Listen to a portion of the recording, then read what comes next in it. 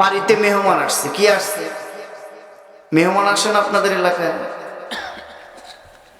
তো ওই বাড়িওয়ালা মাছ মারতে গেছে। জাল হলো 3টা। জাল ছিলেন তো? জাল কয়টা? 2টা ছিঁড়া, একটার সুতা নেই।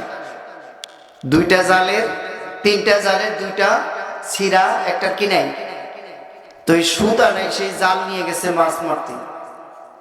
পুকুর হলো 3টা। কয়টা পুকুর? 3টা পুকুরের 2টা শুকনা, একটায় পানি নেই।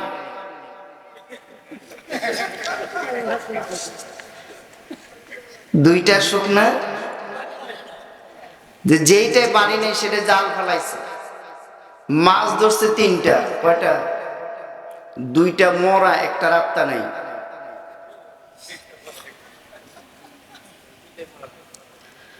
তো যেটা রাস্তা নেই সেটা নিয়ে আসছে বাড়িতে।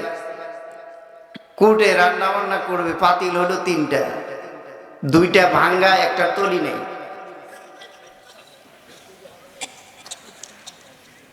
তো ওই 2 হুজুর যা আলোচনা করলেন, ওনারা ভাঙ্গা, কিন্তু আমার কি নেই, তলি নেই, অর্থাৎ কোনো আমলও নেই,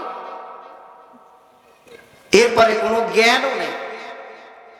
তা আমি আপনাদের সামনে অল্প কিছু সময় কিছু কথা বলার জন্য চেষ্টা করব কোরআন এবং হাদিস থেকে, বাকি আল্লাহ পাকের ইচ্ছা।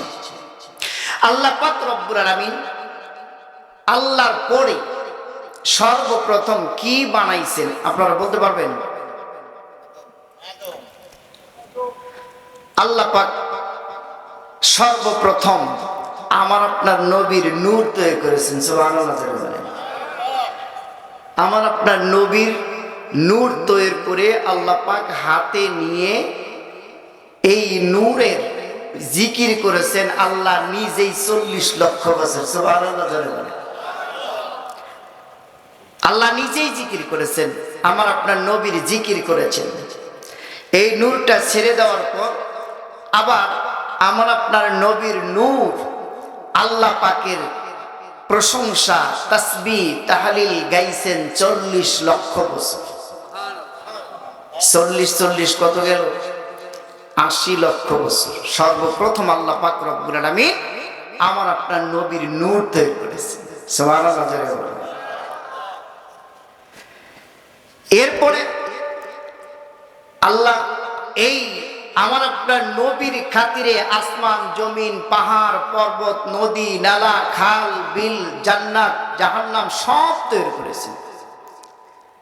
আমরা এই পৃথিবীতে আসার আগে আল্লাহ পাক এই পৃথিবীটা জিনের মাধ্যমে 1,36,000 বছর আবাদ করেছেন। কয় লক্ষ বছর? 1,36,000 বছর। আল্লাহ পাক রব্বুল আলামিন এক মুষ্টি বালু হাতে নিয়ে জাহান্নামে নিক্ষেপ করলেন। এই বালুগুলো 2 ভাগ হয়ে, এক ভাগ নিচে যায় আর এক ভাগ উপরে ওঠে। আপ ডাউন করতে করতে আগুনে, জাহান্নামের আগুনে পুড়তে পুড়তে একদম দবদবে সাদা হয়ে গেল। আল্লাহ পাক জিনদের ভিতরে 5 জন নবী পাঠাইছেন। জোরে বলেন কয়জন? আমাদের যেমন আদি পিতা নাম কি বলেন? আদম আলাইহিস সালাম। আমাদের আদি পিতার নাম, আমাদের জাতির পিতার নাম অনেকে কয় বঙ্গবন্ধু। বঙ্গবন্ধু কসু কিসের জাতির পিতা? আমাদের জাতির পিতা হলো হযরত ইব্রাহিম আলাইহিস সালাম। মুসলমানদের জাতির পিতার নাম কি? ইব্রাহিম আলাইহিস সালাম। আমাদের রূহানি পিতা কে? হযরত মুহাম্মদুর রাসূলুল্লাহ সাল্লাল্লাহু আলাইহি ওয়াসাল্লাম। একজন মুসলমানের পিতা হলো 4টা। জোরে বলেন কয়টা? 1টা। আদম আলাইহিস সালাম আদি পিতা, ইব্রাহিম আলাইহিস সালাম জাতির পিতা। একটা হলো জন্মদাতা পিতা, আর একটা হলো রূহানি পিতা। এই 4 জন, এক একটা মুসলমানের 4 জন করে পিতা। জাতির জনক বঙ্গবন্ধু, এটা জাতির জনক মানে কি? পিতা। এটা আপনারা কি মেনে নেন নাকি? এখন কি বাধা দেওয়ার কোনো সময় আছে? দেড় হাইতা লাঠি, কয় হাইতা লাঠি? হ্যাঁ, প্রস্তুত আছে। আহো মামু, কেউ যদি বাধা দিতে আসতে চাও আসো, স্ট্যান্ড খুলে পিটানো হবে এখন। আল্লাহু আকবার, জোরে বলেন আল্লাহু আকবার। হযরতে আল্লাহ পাক রব্বুল আলামিন জিনদের ভিতরে 5 জন নবী পাঠালেন। ওই যে আগুন দিয়ে আল্লাহ পাক জিন পাঠাইলেন। জিনদের সর্বপ্রথম যে আদি পিতা, জিনদের আদি পিতা, জিনদের আদি পিতার নাম হলো খুমাজান। জিনদের আদি পিতার নাম খুমাজান। এই পৃথিবীতে আসলো জিন জাতির হেদায়েতের জন্য। কিছুদিন থাকার পরে সে নিজেই পথভ্রষ্ট হয়ে গেল। আল্লাহ পাক গজব নাজিল করলেন, মরে গেল। কিছু জিন আত্মগোপন করেছিল পাহাড়, সেখান থেকে আবার পৃথিবী ভরে গেল। দ্বিতীয় একজন নবী পাঠাইলেন জিনদের ভিতরে, তার নাম হলো ইউসুফ। সেও রাজত্ব করলো 8-9 হাজার বছর, লক্ষ বছর, হাজার বছর। এই রাজত্ব করার পর সেও পথভ্রষ্ট হয়ে গেল। এরপর আল্লাহ পাক তৃতীয় একজন নবী পাঠাইলেন, তার নাম হলো সালপালিশ। কি পালিশ? সালপালিশ। এও রাজত্ব করলো, পথভ্রষ্ট হলো। আবার চতুর্থ একজন নবী পাঠালো আল্লাহ পাক জিনদের ভিতরে, তার নাম হলো বিলিখা। কি খা? বিলিখা। আল্লাহ পাক রব্বুল আলামিন একেও ধ্বংস করে দিলেন। পঞ্চম একজন নবী পাঠাইলেন। এই পঞ্চম নবীর নাম হলো হামুস। কি নাম? হামুস। এই পঞ্চম নবীর স্ত্রীর নাম হলো নীলবিস। হামুস আর নীলবিস স্বামী স্ত্রী। এদের দাম্পত্য জীবনে একটা সন্তান, একটা মেয়ে, একটা ছেলে জন্মগ্রহণ করে। মনে রাখবেন, ছেলের নাম খবিস। কি বললাম? খবিস। আর মেয়েটার নাম হলো নিকলিস। মায়ের নাম নীলবিস, মেয়ের নাম নিকলিস। এই হামুস আর নীলবিসের দাম্পত্য জীবনে যে দুইটা সন্তান হয়, একটা হলো, ছেলেটা হলো ইবলিস, মেয়েটা হলো নিকলিস। এই আপন সহোদর ভাই বোন, এরা অবৈধ সম্পর্কে জড়িয়ে পড়ে। জোরে বলেন না? অবৈধ সম্পর্কে জড়ানোর কারণে ভাইয়ের সন্তান বোনের পেটে, ভাইয়ের সন্তান বোনের পেটে। যেই সন্তানটা ভূমিষ্ঠ হলো আপনার খবিস আর নিকলিসের মাধ্যমে, সেই সন্তানটার নামই হলো ইবলিস। ইবলিসের পরিচয় পাইছেন? অনেককে জিজ্ঞাইলে যে ইবলিসের বাবা মার নাম জানেন? ইবলিসের বাপ মায়ের নাম আছে? আবার হ্যাঁ আছে। ইবলিসের বাবার নাম হলো খবিস, মায়ের নাম নিকলিস। এরা যখন সকলেই পথভ্রষ্ট হয়ে গেল, ইবলিসের যখন 400 বছর বয়স, 100 বছর, তার খবিস তার বন্ধু সারবুককে ডাক দিয়ে বললো, বন্ধুরে, আমার একটা ছেলে আছে, এই ছেলেটাকে একটু প্রাইভেট পড়াও না। প্রাইভেট পড়াইছে 1000 বছর। কয় হাজার বছর? 1000 বছর প্রাইভেট পড়ানোর পর জিজ্ঞেস করতেছে, বন্ধু, আমার ছেলের কেমন ব্রেন শক্তি, পড়া পারে? আমরা প্রাইভেট পড়তে দিলে অনেকে স্যারকে জিগাই না, তোমার ছেলে খুব পড়া পড়ে, প্রচুর ব্রেন, কিন্তু দুইটা দোষ আছে তোমার ছেলের ভিতরে। কয়টা দোষ? একটা হলো তাকাব্বুরি, অহংকার, আর 2 নাম্বার হলো গোড়ামি, মানে নিজেই একলাই 100, 10 জনে কবে সেটা মানবে না, উনি একাই 100। এই দুইটা দোষে না জানি তাকে ধ্বংস করে দেয় কিনা। ইবলিস যখন 1400 বছর হয়ে গেল, এরা যখন পথভ্রষ্ট হয়ে গেল, আল্লাহ পাক রব্বুল আলামিন গজব নাজিল করলেন। গজব নাজিল করে এদেরকে পৃথিবীর থেকে ধ্বংস করে দিলেন। এইদিকে হামুস তার সাঙ্গ পাঙ্গুদেরকে নিয়ে, জিনদেরকে নিয়ে বলতেছে, ফেরেশতাদের মায়ের অনেক সহ্য করেছে, আর সহ্য করবো না, লাঠি সোটা নিয়ে রেডি হও, আমরা ফেরেশতাদের সাথে যুদ্ধ করব। নাউজুবিল্লাহ করে বলেন। জিবরাইল আলাইহিস সালাম এক বাড়ি দিয়ে সব মেরে ফেলছে। হযরতে জিবরাইল, মিকাইল, ইসরাফিল আলাইহিস সালাম যখন চারজন ফেরেশতা আসমানের দিকে চলে যাচ্ছেন, পরিদর্শন করতেছেন কেউ আছে কিনা জীবিত। দেখে একটা বাচ্চা জিন কাল নড়ায়, চোখ নড়ায়, এখনো মরে নাই। এর কাছে যায় বলতেছে একটা জিন তো মরে নাই, বাচ্চা জিন, নাদুস নুদুস চেহারা। জিবরাইল ডাকতে বললেন একে মাইরো না, আল্লাহ পাক রব্বুল আলামিনের দরবারে নিয়ে যাব। আল্লাহ যদি অনুমতি দেন তাহলে এই জিনটাকে আমরা প্রথম আসমানে নিয়ে যাব। আল্লাহকে যখন আল্লাহর কাছে অনুমতি চাইলেন, আল্লাহ বললেন আমার তো মনে হয় এই নাফরমান আমার কথা মানবে না, তো তোমরা যদি আনতে চাও নিয়ে আসো। আল্লাহ একে আমাদের মতো শিখাবো, আমরা নিজেদের মতো তাকে সবকিছু শিখাবো। তো প্রথম আসমানে নিয়ে গেছে। প্রথম আসমানের ফেরেশতার সর্দারের নাম হলো ইসমাইল ফেরেশতা। প্রথম আসমানে গিয়ায় ইবাদত এবং বন্দেগী সেজদা ৭০,০০০ বছর সেজদায় কাটায় দিছি। সুবহানাল্লাহ। এর ইবাদতের কোয়ালিটি দেখে প্রথম আসমানের ফেরেশতারা উপাধি দিছে খাসে। এবার এখান থেকে দ্বিতীয় আসমানে তারা উপাধি দিছে সালেহ। তৃতীয় আসমানে ৭০,০০০ বছর উপাধি দিছে ওলি। চতুর্থ আসমানে ৭০,০০০ বছর উপাধি দিছে মুমিনিন। পঞ্চম আসমানে ৭০ বছর উপাধি দিছে মুমিন।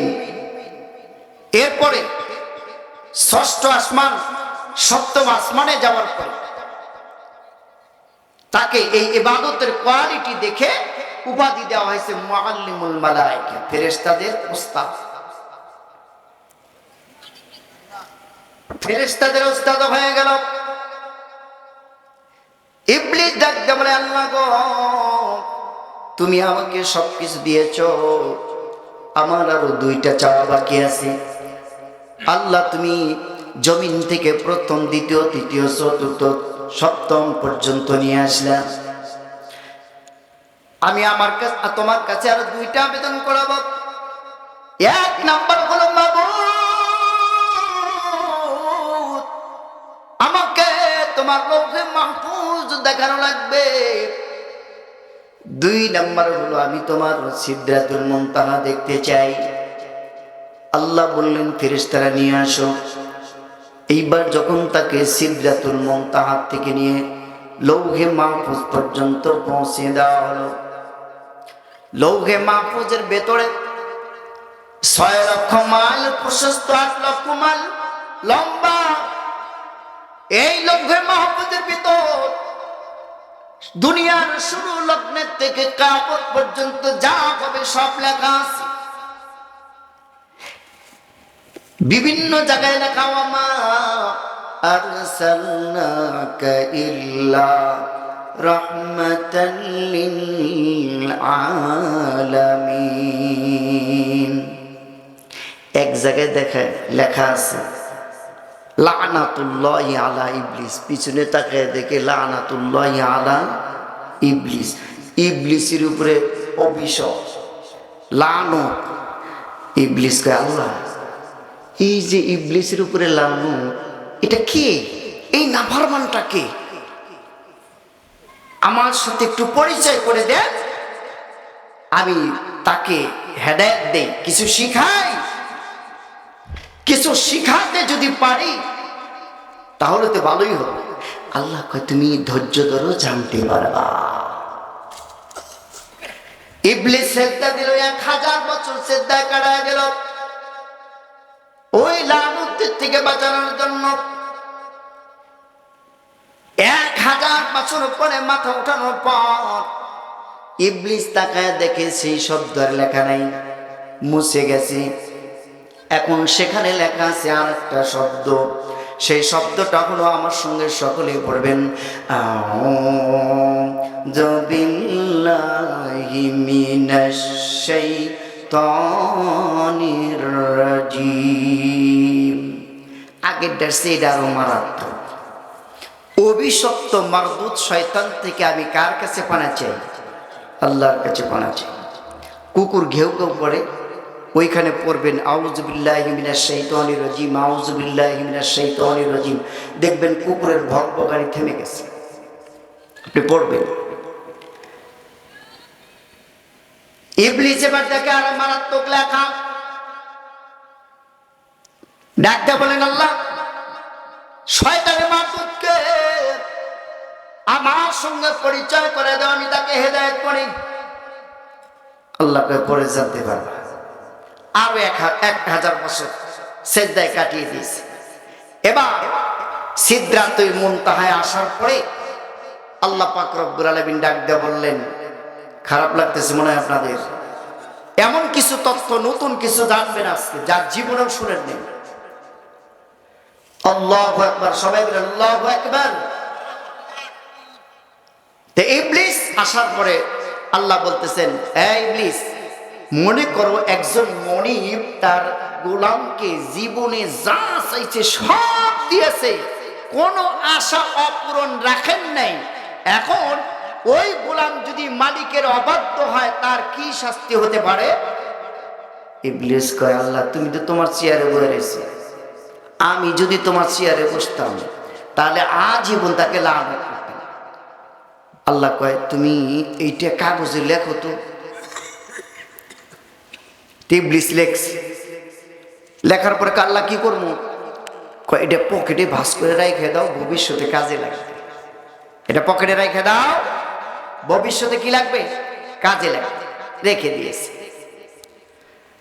তখন আল্লাহ রাব্বুল আলামিন সমস্ত ফেরেশতাদেরকে দাওয়াত করলেন, দাওয়াত করে বললেন, ওয়া ইয ক্বালা রাব্বুকা লিল মালাইকাতি ইন্নী জাইলুন ফিল আরদি খলিফা। ও ফেরেশতারা, আমি এখন তো পৃথিবীর জমিন খালি, আমি সেখানে মানুষ বানাইতে চাই, প্রতিনিধি বানাবো। তোমরা যাও, মাটি নিয়ে আসো, জমিন থেকে মাটি নিয়ে আসো। ইবলিস মনে মনে তার কুমন্ত্রণা শুরু হয়ে গেল। আল্লাহ মনে হয় একটা কিছু গড়াইতে চায়, কি বানাবে? আবার মানুষ বানাবে। জিবরাইলকে পাঠিয়ে দেওয়া হলো, পৃথিবীর জমিন থেকে মাটি নিয়ে আয়। জিবরাইল যখন চলে আসলো, পৃথিবীর সর্বমধ্য স্থান সেটা হলো মক্কা নগরী, আল্লাহর ঘর কাবা ঘরের থেকে তুমি মাটি নিয়ে আসবে। অদস্ত কাবা শরীফের নিচ থেকে যখন মাটি ধরছেন আপনার হযরতে জিবরাইল আমিন, মাটি থরথর করে কাঁপতেছে, কান্না করতেছে, কেন তুমি নিতে চাও? আমাকে দিয়ে কি বানাবে? আল্লাহ, আল্লাহ তোমার দ্বারা আদম বানাবে। আদম বানানোর পর আদম যদি নেক আমল করে তার জন্য জান্নাত, আর যদি বদ আমল করে তার জন্য জাহান্নাম। মাটি কান্না শুরু করে দিল, আমাকে নিও না, আমি জাহান্নামের আগুন সহ্য করতে পারবো না। কান্না শুনে যখন জিবরাইল চলে গেলেন, মিকাইলের একই অবস্থা, ইসরাফিলের একই অবস্থা। আল্লাহ পাক শেষে পাঠিয়ে দিলেন হযরতে আজরাইলকে, যাও মাটি নিয়ে আসো। যখন মাটি খামসা দিয়ে ধরেছে, মাটি থরথর করে কাঁপে, আর ডাকতে বলে, আজরাইল গো, আমাকে তুমি নিও না। 3 জন ফেরেশতাকে ফেরত দিয়েছি, আমার দ্বারা নাকি আদম বানাবে। আদম যদি গুনাহ করে জাহান্নাম দেওয়া হবে, আমি তো জাহান্নামের আগুন সহ্য করতে পারবো না। তখন যে আজরাইল ডাকতে বলেন, আমি তোমার কথা শুনবো না, আমি আল্লাহর কথা শুনবো। কার কথা শুনবো? আমরা কার কথা শুনবো? নেতার কথা শুনবো না কোরআনের কথা শুনবো? এই 15 বছরের ভিতরে এমন ইতিহাস দিয়েছে, নেতার কথা প্রাধান্য দিয়েছি, কোরআন হাদিসকে আমরা তোয়াক্কা করি নাই। ঠিক কিনা ধরে বলেন? জাহান্নামের সার্টিফিকেট নেই কেন? তুমি নেতার গোলামি করতে গিয়ে কোরআন হাদিসের বিরোধিতা করেছো, এখনো সময় আছে, তওবা করো। তওবা করে সুপথে চলে আসো। আওয়ামী লীগ যারা সাধারণ জনতা আছেন, আমি তাদেরকে বলতে চাই, আপনারা মনে মনে রাত্রে বালিশের সঙ্গে কান লাগিয়ে মাথা লাগিয়ে চিন্তা করবেন। অনেক ইতিহাস আছে, কোনো আলেমের কোনো কেস নাই, কাহিনী নাই, অযথা ধরে নিয়ে গেছে। আছে না এরকম ইতিহাস? নাই? হাজার হাজার কি পাইছে? আল্লাহু আকবার। আল্লাহ এমন গজব দিয়েছে, যদিও দেশে ফিরে কিন্তু নাকে খপ দিয়ে ফিরতে হবে যে দোষী। কত মায়ের সন্তান হত্যা করলো, কত মায়ের বুক খালি হয়ে গেল। আহা, আর্মিকে ডাক দেখা, গুলি করে, গুলি করেন, তাড়াতাড়ি গুলি করেন। আহা, এর যদি দেশপ্রেম থাকতো, দেশের জন্য যদি মহব্বত থাকতো, দেশের মানুষের প্রতি যদি তার মহব্বত থাকতো, তাহলে একটা মানুষ গুলি করে মারতে পারতো না। ঠিক কিনা ধরে বলে? আমরা কার কথা শুনবো? ধরে বলে আজরাইল কয়, আমি তো তোমার কথা শুনবো না, আল্লাহ অর্ডার করেছে, আমি আল্লাহর কথা শুনবো। খামসা মাটি নিয়ে গেছে 40 মণ। কয় মণ মাটি নিয়া আল্লাহ পাক রব্বুল আলামিন আদমকে তৈরি করলেন। আদমকে তৈরি করে শুকাইতেছে। চারজন ফেরেশতা সহ ওই যে ইবলিস, উনি তো মুআল্লিমুল মালায়েকা, ফেরেশতাদের ওস্তাদ। 5 জন একসাথে কয় তোমরা একটু দাঁড়াও। আদম, আল্লাহ পাক এটা কি বানাইলো? যে লম্বা দেখতেছি, আল্লাহ এ তো পেটের চিন্তা করে এই সারতে পারবে না, যে লম্বা পেট। তোমরা একটু দাঁড়াও, দেখি আদমের ভিতরে কি আছে, একটু ঢুকে দেখে আসি। যখন পায়খানা রাস্তা দিয়ে ঢুকছে, ঢোকার পরে নাভির উপরে আর উঠতে পারে না, অন্ধকার, দম বন্ধ হয়ে আসে। শয়তান রাগ করে গুচ্ছা করে আদমের ভিতরে থুথু নিক্ষেপ করেছে, থুক তুইছে 3 বার। কয়বার? 3 বার। আল্লাহ কয় জিবরাইল, এই ইবলিসের থুতুটা বের করে নিয়ে আসো, আমি একটা প্রাণী বানাবো দুনিয়াতে। ওই ইবলিসের থুতু বের করে নিয়ে এসে আল্লাহ পাকে পৃথিবীতে একটা প্রাণী বানাইছেন, সেই প্রাণীটার নাম হলো কুকুর। সে প্রাণীর নাম কুকুর। এই কুকুর দেখবেন মসজিদে আজান হলে কুকুর গেউ গেউ করে, কি করে না? কয় হায় হায়, মুয়াজ্জিনের সাথে আর এই কুকুরের সাথে কি শত্রুতা গো! মুয়াজ্জিন আজান দেওয়ার সাথে সাথে গেউ গেউ করে ওঠে। এরকম করে কি করে না? করে না। আসলে কি জন্য করে তা জানেন? আমরা কিন্তু সেই রহস্য জানি না। ওর তৈরি হয়ে আপনার জিনের, আপনার ইবলিসের থুথু থেকে এই জিনগুলো, দুষ্ট জিনগুলো আজান শোনার পরে এরা পালাইতে থাকে। এরা সুরত দেখতে পারে আর কুকুরের সাথে আসর করে বিদায় এই কুকুরগুলা ঘেউ ঘেউ করে। আসলে মুয়াজ্জিনের সাথে কোনো শত্রামি নেই। আল্লাহ পাক রব্বুল আলামিন সমস্ত ফেরেশতাদেরকে ডাক দেওয়ালেন, তোমরা চলে আসো, আজকে আদমকে জান্নাতের ভিতরে ঢোকাবো। জান্নাতের ভিতরে ঢোকানো হলো। আল্লাহ রব্বুল আলামিন আত্মা দিবেন, রূহ দিবেন। রূহ দেবেন কেমনে দিবেন? আল্লাহ পাক রব্বুল আলামিন জিবরাইলকে বললেন জান্নাত থেকে নিয়ে আসো। আদমের রূহটাকে যখন সর্বপ্রথম মুখ দিয়ে দেওয়া হলো, থাকতে পারে না, নাক দিয়ে দেওয়া হলো, থাকতে পারে না। এইবার রূহকে ডাক দিয়ে বললেন, রূহ তুমি কেন ভেতরে থাকতে পারো না? কয় আল্লাহ, আদমের ভিতরে অন্ধকার থাকা যায় না। আল্লাহ ডাক দিয়ে বললেন, জিবরাইল যা যাও, জান্নাত থেকে একটা স্বর্ণের পাত্র নিয়ে আয়, আর একটা স্বর্ণের ডাকনা নিয়ে আসবি। জিবরাইল জান্নাত থেকে স্বর্ণের পাত্র নিয়ে আসলেন, স্বর্ণের ডাকনা নিয়ে আসলেন। আদম আলাইহিস সালামের রূহটাকে যখন আপনার প্লেটে রাখা হলো, আল্লাহ ডাক দিয়া বললেন, সিদরাতুল মুনতাহা বড়ই গাছের উপরে আমি আমার মহব্বতের নূর, অর্থাৎ আখিরি নবীর নূরকে আমি ঝুলাই রাখছি। ওই নূরের সঙ্গে একটু তুমি সোয়া লাগাই নিয়ে আসো। আল্লাহু আকবার! আমরা কোন নবীর উম্মত? আমরা কোন নবীর উম্মত? ওই নবীকে মহব্বত করতে ভালোবাসতে আপনারা রাজি আছেন তো? হ্যাঁ, পাইলে নিরালাই গো নবী, পাইলে নিরালাই। আমার সঙ্গে বলবেন, পাইলে নিরালাই গো নবী, পাইলে নিরালাই। দুই কদমে চুমুকাব, দুই কদমে চুমুকাব, চরণ দুলি মাগব গায়। পাইলে নিরালাই গো নবী, পাইলে নিরালাই। বলেন তো, আল্লাহর নবীকে যদি আপনারা নিরিবিলি পান, কি করবেন আপনারা? আল্লাহু আকবার বুকে জড়াইয়া পায়ের ভিতরে যে কতবার চুমো খাবো, ঠিক কিনা জোরে বলে?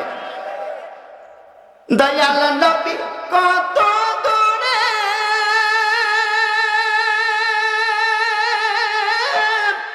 লোহিত সাগরের তীরে, মদিনার সোনার ঘরে, মদিনার সোনার ঘরে আছেন তিনি সর্বদা।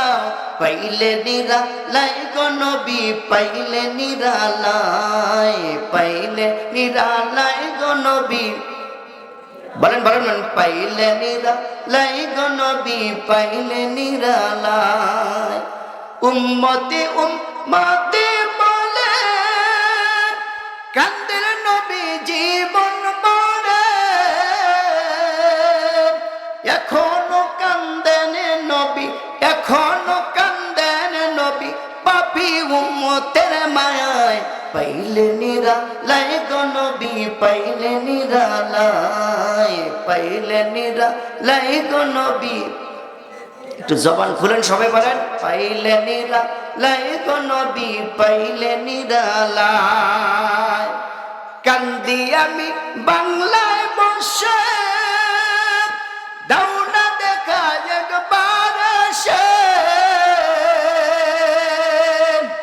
কান্দি কান্দি আমি বসে বসে, কান্দি একা বসে বসে, আপনাকে পাওয়ার আশায়। পাইলে নিরালাই গো নবী, পাইলে নিরালাই, পাইলে নিরালাই গো নবী, পাইলে নিরালাই। দুই কদমে চুমুকাব, দুই কদমে চুমুকাব, চরণ দুলি মাগব গায়। পাইলে নিরালাই গো নবী, পাইলে নিরালাই। একটু মারহাবা বলা যাবে? বাবাজিরা আমার, আদম আলাইহিস সালামের রূহ যখন আমার আপনার নবীর নূরের সঙ্গে স্পর্শ করে লাগায় নিয়ে আসলো, আসার পর এইবার যখন আদমের রূহকে আপনার চাবি দিয়ে ঢুকানো হলো, আদমের রূহ আর বের হয় না। আল্লাহ ডাক দিয়ে বলেন, এই রূহ এখন বের হস না কেন? আল্লাহ, আদমের ভিতরে এত পরিষ্কার আলো ধপধপ করতেছে, এখন আর বের হতে মন চায় না। আল্লাহ রাব্বুল আলামিন আদমকে নাকে সুরসুরি লাগার কারণে আদম হাসি দিলেন। কি দিলেন? হাসি দেওয়ার পরে আল্লাহ শিখাই দিলেন, আপনি আলহামদুলিল্লাহ বলেন। হাসি দেওয়ার পরে কি বললো? আল্লাহ বললেন আদমকে, আপনি কি বলেন? আলহামদুলিল্লাহ। এখানে মাসালা আছে, যাই না রাখবেন। তা আদম আলাইহিস সালাম যখন হাসি দিলেন, হাসি দেওয়ার পরে নাক থেকে যে ময়লা আবর্জনা একটু বের হলো, আল্লাহ বললেন, জিবরাইল তুই জান্নাতে যা, তাড়াতাড়ি সেখান থেকে একটা মরিয়ম ফুল নিয়ে আয়। মরিয়ম ফুল নিয়ে আসা হলো। আসার পরে আদম আলাইহিস সালাম যখন হাসি দিলেন, নাক থেকে নিশ্চিত যে ময়লা আবর্জনা বের হলো, আল্লাহ পাক ওই মরিয়ম ফুলটাকে যত্ন করে রেখে দিতে বললেন, এটা রেখে দাও, ভবিষ্যতে আমি এর দ্বারা একটা কাজ বানাবো। সেটা কি? হযরতে মরিয়ম আলাইহিস সালাম যখন হাম্মামখানায় ঢুকলেন, তার বিয়ে হয় নাই, তাকে আপনার কোনো পুরুষ স্পর্শ করে নাই। তার গোসলখানায় যখন পূর্ণ একজন যুবকের শুরুতে জিবরাইল আমিন ঢুকলেন, ঢুকার পরে হযরতে মরিয়ম ডাক দিয়ে বলে, যুবক তুমি আমার রুমে ঢুকলা, তোমাকে চিনি না জানি না, অপরিচিত যুবক আমার রুমে কেমনে ঢুকলা? আমি তোমার কাছে আশ্রয় চাই না, আমি তোমার থেকে কার কাছে আশ্রয় চাই? আল্লাহর কাছে আশ্রয় চাই। তুমি যদি পরহেজগার হয়ে থাকো, আল্লাহকে ভয় করো। জিবরাইল বললেন, আমি মানুষ না, আমি হলাম ফেরেশতা। আল্লাহ পাক রব্বুল আলামিন ওই যে বলতেছিলাম, মরিয়ম ফুল নিয়ে মরিয়ম আলাইহিস সালামের কাছে চলে গেলেন। আল্লাহ বান্দিকে ডাকতে বললেন, আমি আল্লাহর পক্ষ থেকে এসেছি, এমনি আসি নাই। আপনাকে একটা পবিত্র সন্তান দেওয়ার জন্য। আপনার কাপড় এখন ভিজা আছে, আপনার ব্লাউজের বোতামটা আপনি খুলে দেন, আমি ফুঁক দেব। আর এই যে ফুল নিয়ে আসছি, এই ফুলের সুঘ্রাণ একটু আপনি শুকেন। যখন ফুলের সুঘ্রাণ শুকল, সাথে সাথে আল্লাহ পাক রব্বুল আলামিন হযরত ঈসা আলাইহিস সালামের রূহকে আল্লাহ ঢুকায় দিলেন। ও দোস্ত, ঈসা আলাইহিস সালামের বাস্তব রূহানি পিতাই হলো হযরত আদম আলাইহিস সালাম। সুবহানাল্লাহ, সুবহানাল্লাহ, সুবহানাল্লাহ জোরে বলি। আল্লাহ পাক রব্বুল আলামিন বললেন, তোমরা সবাই চলে যাও, এই ইবলিস বেরিয়ে যাও। আল্লাহ পাক কোরআনের ভিতরে আছে, আদম আলাইহিস সালামকে সব কিছু শিক্ষা দিলেন। এইটা কি গাছ, এটা কি গাছ, এটা কোন ফল, এটা কোন ফল, এটা কোন ফল, সব যখন শিক্ষা দিলেন, দেওয়ার পর আরো কিছুদিন পর আল্লাহ রব্বুল আলামিন ফেরেশতাদেরকে ডাকলেন। ফেরেশতাদেরকে ডাকার পর বললেন, ও ফেরেশতারা, এই গাছগুলার নাম কি? তোমরা এই ফলগুলোর নাম বলতে পারো? কয়, না আল্লাহ, কিছুই জানি না। আল্লাহু আ'লাম, আপনি ভালো জানেন। লা ইলমা লানা ইল্লা মা আনতা আল্লামতানা। এই কথা বলার পরে, আপনি যা আমাদেরকে শিখাইছেন তা ছাড়া কিচ্ছু পারি না। জিবরাইল কয়, জানি না। মিকাইল জানি না। ইসরাফিল জানি না। কেউ যখন জানে না, এখন ডাক দেখায়, ইবলিস কত, এটা কি কয়, আমিও জানি না। এখন আল্লাহ বলেন, বলো তো এই তোমাদের ভিতরে উত্তম কে? এই আদম আলাইহিস সালামকে বললেন, তুমি বলো আদম, এগুলা কি? আদম আলাইহিস সালাম পটাপট বলে দিলেন। শিখাইছে আল্লাহ, কি করছেন? শিখাইছেন। তো সব যখন পটাপট বলে দিচ্ছে, জিবের বাপরে বাপ, এত বীরেন, মাত্র বানাইলো কয়েকদিন আগে। আমরা কতদিন হয় আল্লাহর সাথে থাকি, আমরা বলতে পারি না, আর 2 দিনের আগুন সব বলে বানাইলো। হায় হায় ব্রেন গো। আল্লাহ কয়, সিজদা কর। ওয়াইজ কুলনা লিল মালাইকাতি ইসজুদু লিআদম ফাসাজাদু ইল্লা ইবলিস আবা আস্তাকবারা ওয়া কানা মিনাল কাফির। সমস্ত ফেরেশতারা সিজদা করলো, কিন্তু একজন সিজদা করলো না, তার নাম কি? ইবলিস সিজদা করলো না। আল্লাহ পাক রব্বুল আলামিন ডাক বললেন, ইবলিস কেন সিজদা করলি না? আল্লাহ, ওকে বানাইছো মাটি দিয়া, আর আমাকে বানাইছো আগুন দিয়া। আগুনের স্বভাব হলো ঊর্ধ্বগামী, আর মাটির স্বভাব হলো নিম্নগামী। আমি তার কাছে কেন মাথা নত করব? আমি তার কাছে মাথা নত করতে পারবো না। আল্লাহ পাক রব্বুল আলামিন ডাক দিয়া বললেন, তোর পকেটে যে ওই যে সিদরাতুল মুনতাহা একটা কাগজ লিখছিলি, মনে আছে না? ওইটা বাইর কর। এইবার যখন পকেট থেকে বের করছে, বের করার পর কি লিখছিলি?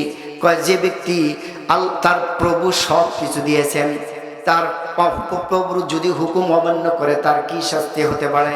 এইটা পড়ার পর ইবলিস একদম মাথা নত করে দিল, আর কথা বলতে পারে না। ঠিক হইতো? আল্লাহ আমাকে লৌহে মাহফুজ দেখাইলো, সব কিছু দেখাইলো, অথচ আমি আল্লাহর কি করলাম? নাফরমানি করলাম। আল্লাহ রাব্বুল বলেন, এখান থেকে চলে যা। ইবলিস যায় আর ফিরে ফিরে যায়। ডাক বলল, ফিরে ফিরে চাস কেন? আমি 6 লক্ষ বছর ইবাদত করছি, আমি কি কিছু পাই না? আমার কিছু দিবা না? তো তুই কি চাস?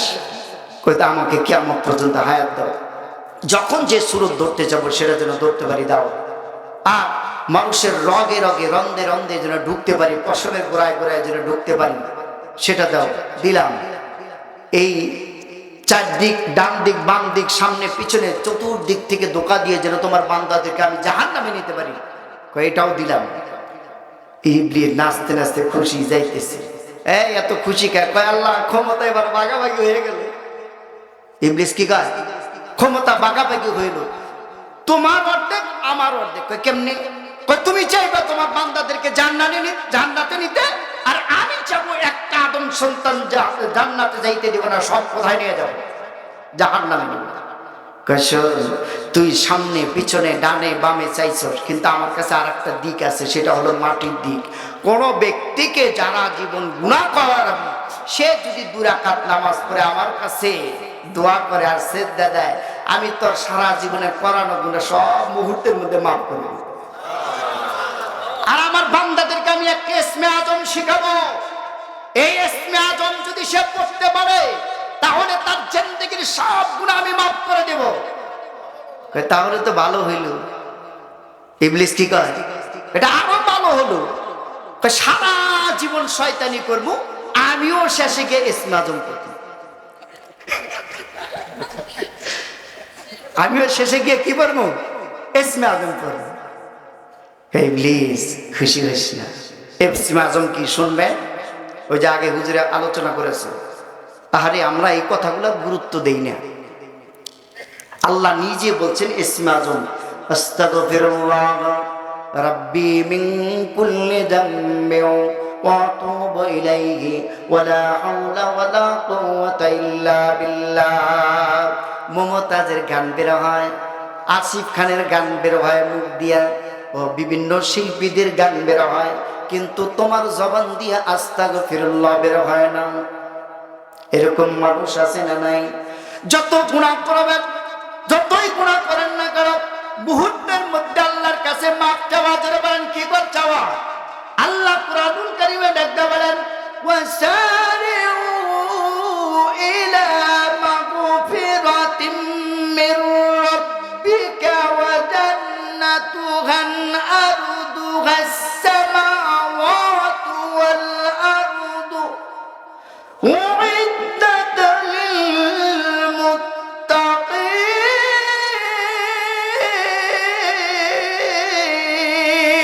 আল্লাহু আকবার। ওয়াসারিউ, দৌড়াও, ইলা মাগফিরাতিন, মাগফিরাতুম মির রাব্বিকা ওয়া জান্নাতিন আরদুহাস সামাওয়াতু ওয়াল আরদ। আল্লাহর কাছে ক্ষমার জন্য দৌড়াও। যতই গুনাহ করে থাকো না কেন, সব সময় কি করতে হবে? জোরে বলেন আস্তাগফিরুল্লাহ। ইবলিস কয় আমিও এই ইস্তেগফার করব, ইসমে আজম পড়ব। আল্লাহ কয় তুই খুশি হইস না। এই ইসমে আজম তুই যে মরবি, তুই মরার 40 বছর আগে আমি আল্লাহ তোরে ভুলাই দিব। আল্লাহ কি কয়? তুই মরার 40 বছর আগে এই ইসমে আজম ভুলে যাবে, তোকে ভুলাই দেবে। ইবলিস একদম মাথা নত করলো, যা এখান থেকে।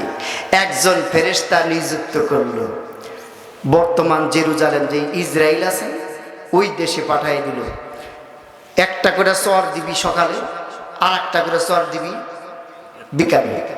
সারা রাত চরের ব্যথা, সারাদিন চরের ব্যথা।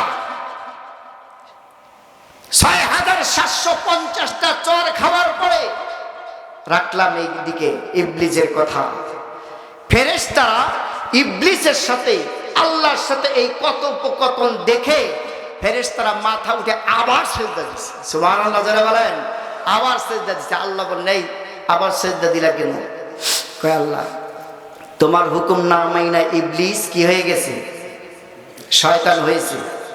আমরা যদি সিজদা না দিই তাহলে যদি শয়তান হয়ে যায়, এই জন্য তোমার শুকরিয়া তান আর একটা সিজদা দিলাম। সুবহানাল্লাহ, জোরে বলেন। এই জন্যই তো এক রাকাতে কয় সিজদা? 2 সিজদা। আল্লাহু আকবার। অনেক লম্বা চূড়া আলোচনা, 12টা পড়ায় বেজে গেছে। বাবাজিরা আমার, আরো অনেক সময় লাগবে। যাই হোক, এবার আসেন আমি আপনাদের সামনে যে আয়াতে কারিমা তেলাওয়াত করেছি, 1 নাম্বার আল্লাহ রাব্বুল আলামিন ডাকতে বলেন কুল্লু নাফসিম বিমা কাসাবাত রাহিনা। প্রত্যেকটা মানুষ হলো গুনাহগার, যারা তাদের গুনার জন্য নিজেই গুনার দায়ী থাকবে। কেউ গুনাহ কারো গুনাহ বহন করবে না। মায়ের গুনাহ বাবা নেবে না, বাবার গুনাহ মা নেবে না, ঠিক কিনা ধরে বলেন? কারো গুনাহ কেউ বহন করবে না। আল্লাহ পাক রব্বুল আলামিন কুরআনুল কারীমে ডাকতে বলেন ইয়াউমা ইয়াফিরুল মারউ মিন আখি ওয়া উম্মিহি ওয়া আবি ওয়া সাহিবাতিহি ওয়া বানি। বাবাজিরা আমার, সেই দিকে তর্জমার টাইম নাই। এবার আসেন বাবারা আমার, সমস্ত মানুষ গুনাহগার যারা তাদের গুনার জন্য দায়ী থাকবে। ইল্লা আসহাবাল ইয়ামিন, আসহাবাল ইয়ামিন যারা ডানপন্থী। ডানপন্থী কাদেরকে বলা হয়? যারা ডান হাতে আমলনামা পাবে।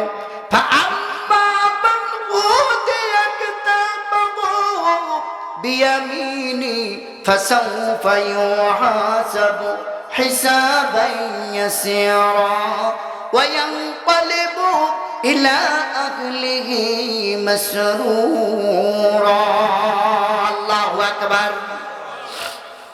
ডান হাতে যারা আমলনামা পাবে মনে রাখবেন প্রত্যেকটা মানুষ যখন দুনিয়া থেকে বিদায় হয় প্রত্যেকটা মানুষ কবরে যাওয়ার পর সর্বপ্রথম কবরে একজন ফেরেশতা ঢোকেন সেই ফেরেশতার নাম হলো আপনার রুম্মান ফেরেশতা এই রুম্মান ফেরেশতা কবরের ভিতরে ঢোকার পর প্রত্যেকটা মাইয়তের ঘাড়ের নিচ দিয়ে হাত দেয় হাত দেওয়ার পরে বসায় বসানোর পরে ডাক দেয় বলে তুমি দুনিয়াতে যা করেছো সব লেখো আল্লাহর বান্দা সব কিছু লিখবে ও দোস্ত কলম পাবে কোথায় কবরের ভিতরে খাতা পাবে কোথায় কবরের ভিতরে জাইনা রাখবেন প্রত্যেকটা মাইয়তের ডান হাতের শাহাদাত আঙ্গুল কেটে দেওয়া হবে এইখান থেকে দরদর করে রক্ত বের হবে এই রক্ত দিয়া কাপনের কাপড়গুলো আপনার খাতা বানানো হবে দুনিয়ার মধ্যে আল্লাহর বান্দা কি করেছে সব কিছু লিখবে লিখতে লিখতে যখন বসে যাবে বসার পরে ডাক দেয়া বলবেন আর লেখো না কেন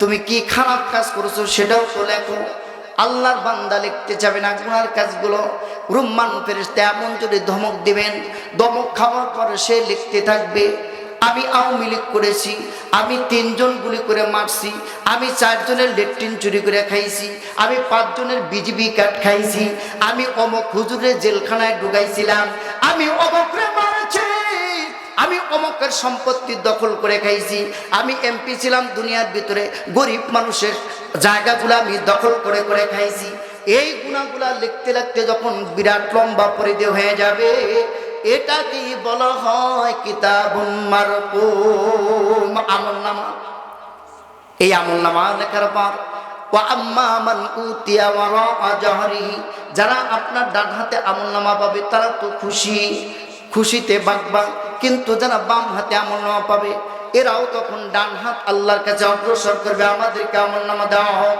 আল্লাহর ফেরেশতারা ডান হাত খপ করে ধরবেন ধরার পর এই হাত না এই দিকে নিয়ে এসে প্যারাক মেরে দিবে প্যারাকটা গলার ভিতরে ঢুকাইয়া প্যাঁচ মেরে দিবে আর ডান হাত ছাড়াতে পারবে না বাধ্য হয়ে সে বাম হাত দিয়ে আল্লাহর কাছ থেকে আমলনামা নেবে কিন্তু কেমনে নেবে অপরা জহরিহি পেছন দিক থেকে দিবেন এই বাম হাতটা লোহার মতো শক্ত করা হবে লোহার মতো শক্ত করে এই হাতটা গুনাহগার ব্যক্তি কলিজা বের করে এই কবজিটা যখন পেছনের দিকে টান দেবে কবজিটা বের করে পেছনে যাওয়ার পর এবার তার গুনার আমলনামাগুলো যখন দেওয়া হবে দেওয়ার পর আল্লাহর বান্দা ডাক দিয়ে বলবে আল্লাহ গো দুনিয়াতে কি করেছি অন্যায় করেছি আমার গুনার আমলনামা তো আমি পেছনে দেখতে পারি না আল্লাহ ডাক দিয়ে বলবেন ফেরেশতারা রে এই বান্দা তার গুনার আমলনামাগুলো দেখতে পারে না অতএব তার ঘাটটা মটকাইয়া ভেঙ্গে পিছনের দিক করে দাও পড়া আজহরিহি ফাসাউফা ইয়াদউ সুবুরা ওয়া ইয়াসলা সাইরা ইন্নাহু কানা ফি আহলিহি মাসরুরা দুনিয়ার ভিতরে খুশিতে জীবন যাপন করেছে মানুষ আজান দেওয়ার পরে তাহাজ্জুদ আপনার 5 ওয়াক্ত নামাজ পড়েছে আর আমরা ল্যাব গার্ড দিয়ে ঘুমিয়ে গেছি বাবারা আমার এবার আসেন ইল্লা আসহাবাল ইয়ামিন ও দোস্ত এরা কোনো ডানপন্থী আর বামপন্থী আল্লাহ পাক রব্বুল আলামিন ডাক দেওয়ালেন সমস্ত মানুষকে যখন জান্নাতে আর জাহান্নামে দেওয়া হবে এইবার জান্নাত আর জাহান্নামীরা 2 দল 2 ভাগ হয়ে যাবে জান্নাতীরা একজন আরেকজনকে প্রশ্ন করবে একজন আরেকজনকে প্রশ্ন করবে জান্নাতের ভিতরে আমরা তো জান্নাতে আসলাম কিন্তু জাহান্নামে কে গেল একটু দেখা দরকার আল্লাহ পাক রব্বুল আলামিন সঙ্গে সঙ্গে জান্নাত আর জাহান্নামের মাঝখানে পর্দা অর্থাৎ কাচের দেওয়াল সৃষ্টি করে দিবেন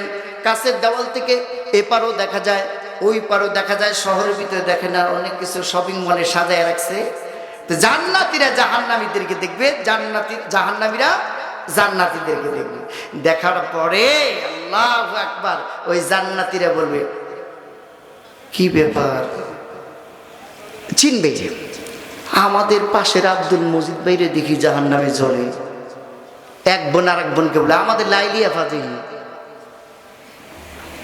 তখন হাইছেন না জান্নাতীরা ডাক দিয়া বলবে, এ আব্দুল মজিদ ভাই, আমরা জান্নাতে আসলাম, মা সালাকাকুম ফি সাকার, এই তোমরা জাহান্নামে গেলা কেন?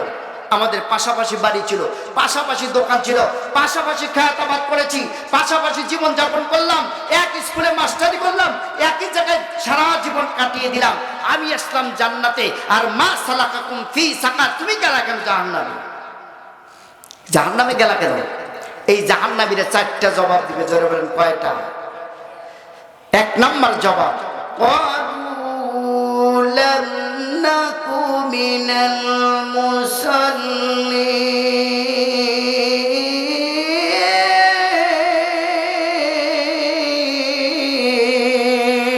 আল্লাহু আকবার। এক নাম্বার হলো, আমরা যখন মসজিদে আজান হতো তোমরা ওযু করে মসজিদে চলে গিয়েছো, আর আমরা জীবনে কোনোদিন এক ওয়াক্ত নামাজ পড়ি নাই, এক ওয়াক্ত নামাজ জিন্দেগিতে পড়ি নাই, যার কারণে আল্লাহ পাক আমাদেরকে জাহান্নাম দিয়েছেন। ও দোস্ত, জাহান্নামে যাওয়ার এক নাম্বার কারণ কি? নামাজ। নামাজ নামাজ পড়ার দরকার আছে না নাই? মনে করতেছে হুজুর 5 ওয়াক্ত নামাজ পড়ে আর আমি ঘুষ মুস খাই হুজুরের আগেই জান্নাতে যাব, অত সোজা? হুজুর ঠান্ডা পানি দিয়ে ওযু করে, মুসল্লিরা ঠান্ডা পানি দিয়ে ওযু করে মসজিদে যায় কাঁপতে কাঁপতে, আল্লাহ যে কি খুশি হয়। এই ফেরেশতারা দেখ, আমার ভয়ে ঠান্ডা পানি দিয়ে ওযু করে আমার বান্দা মসজিদে চলে আসছে, সুবহানাল্লাহ। আল্লাহ তার ফেরেশতাদের কাছে প্রশংসা করেন। এই নামাজ কার হুকুম? আল্লাহ পাকের হুকুম। আল্লাহু আকবার, আল্লাহ পাকের হুকুম।